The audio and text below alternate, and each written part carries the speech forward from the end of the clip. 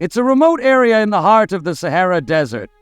Tej stood in the bustling market, surrounded by merchants haggling over prices and locals going about their routines. Yet his focus was unwavering. He asked for directions to the dreaded Zaran Dunes, a place whispered about with fear. The moment his question echoed through the crowd, the market seemed to pause. The locals looked at him as if he had just signed his death warrant.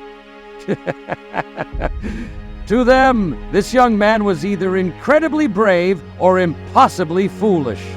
A sudden beep cut through the silence, followed by a sputtering cough that sounded less like an engine and more like a dying camel. Enter Marco, the notorious local guide, cruising into the scene in his legendary disaster of a Jeep. The vehicle looked like it had survived a dozen sandstorms, 2 wars, and maybe even a wrestling match with a sand dune. Its tires squeaked with every rotation, and the side mirror was held on with duct tape and sheer optimism. Marco stepped out, adjusting his hat and grinning as his passengers loudly argued with him about the condition of his death trap on wheels. Ignoring the complaints, Marco leaned against the Jeep, which creaked under his weight, as if pleading for mercy. Tej waved him over. As soon as Marco heard the words Zaharan Dunes, he froze, then burst into laughter. "Ah, my friend," Marco said, shaking his head. "Why not just jump into a lion's mouth? It'll be quicker. What, you're too young to live?" But Tej's reply was serious. He had to go, "Ha ha ha, for love!" Oh, Marco's laughter faded as he scratched his beard. "Well, for love, eh?" Marco mused. "But love's not cheap, my friend. This journey will cost you." Without hesitation, Tej agreed. Marco smirked, opening the Jeep door, which immediately fell off its hinges and landed in the sand. Unfazed, Marco picked it up, tossed it in the back, and gestured for Tej to climb in. As the Jeep sputtered to life with a cloud of black smoke, Marco glanced at Tej. "Why so gloomy, my friend? You look like your whole world just collapsed." Tej sighed heavily. It did. For a moment, Marco's grin softened into concern. "What happened, my friend? Tell me your story. I promise I won't judge, unless it's boring." With a deep breath, Tej began his tale as the Jeep groaned its way into the endless dunes, leaving a trail of sand, smoke, and Marco's passengers' complaints behind.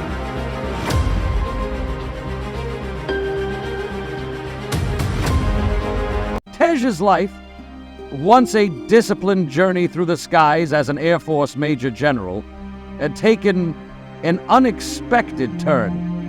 Now, amidst bouquets and ribbons in his small gift shop, he had found a new purpose, spreading joy and warmth in his neighborhood.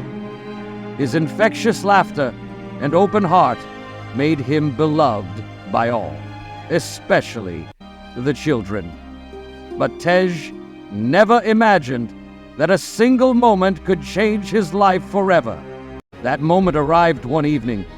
As he walked home under a crimson sunset, he saw a homeless child collapse in the middle of the road. A speeding truck bore down on the boy. Just as Tej surged forward to save him, a woman appeared out of nowhere, her movements swift and determined. She reached the child in time, cradling him with a protective embrace.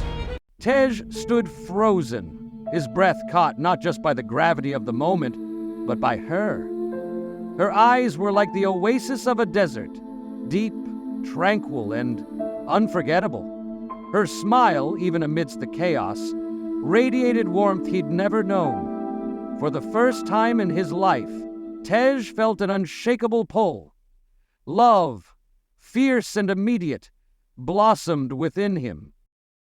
He soon learned her name, Suvana, A doctor known for her boundless compassion, she had dedicated her life to helping homeless children, offering them a chance at education, safety, and hope. Tej admired her from afar, watching her as she cared for the vulnerable with unwavering kindness. Savannah's life was shaped by loss, yet she carried herself with unyielding grace. A migrant who had fled her war-torn homeland as a child, she had seen horrors that no one should ever witness. The Civil War had stolen everything from her parents, her home, and the warmth of a family's love. Growing up as an orphan in a foreign land, Savannah learned to survive on her own, but the emptiness of not knowing a parent's embrace never truly left her. Perhaps it was that void, that unspoken ache, that drove her to become who she was, a healer and a protector. As a doctor, she devoted her life to helping the most vulnerable, homeless children who, like her, had been robbed of innocence by life's cruelties.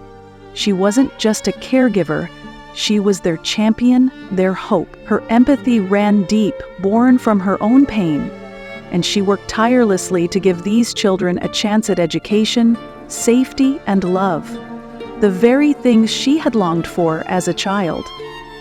To those who knew her, Savannah was more than a doctor. She was a beacon of kindness.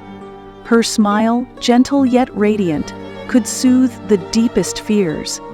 But beneath her warm exterior lay a strength forged in adversity, a quiet resilience that made her a force to be reckoned with. It was this woman, with her unwavering compassion and inner strength, who captivated Tej the moment he laid eyes on her. Savannah's story was one of survival, but her life's mission was a testament to love in its purest form. She gave to others what she had never received, embodying the belief that love, no matter how lost it may seem, could always be found and shared. These qualities made her unforgettable, not just to the children she saved, but to Tej, whose heart would never be the same after meeting her. From that moment, he vowed to cherish her, to give her a love as deep as the ocean and as endless as the sky. Fate, as if determined to bring them together, intervened again. One evening, Savannah came running to Tej's shop, her face pale with fear. "Help!" she cried. "A child has been kidnapped!" Without hesitation, Tej grabbed his bike and chased after the van. The chase led Tej to the shadowy depths of a desolate warehouse, where darkness hid the horrors within. What he found shook him to his core. Rows of frightened, malnourished children held captive by one of the most feared organ trafficking mafias in the world. These men, hardened criminals with international connections, had no idea they were about to face a storm unlike anything they'd ever encountered.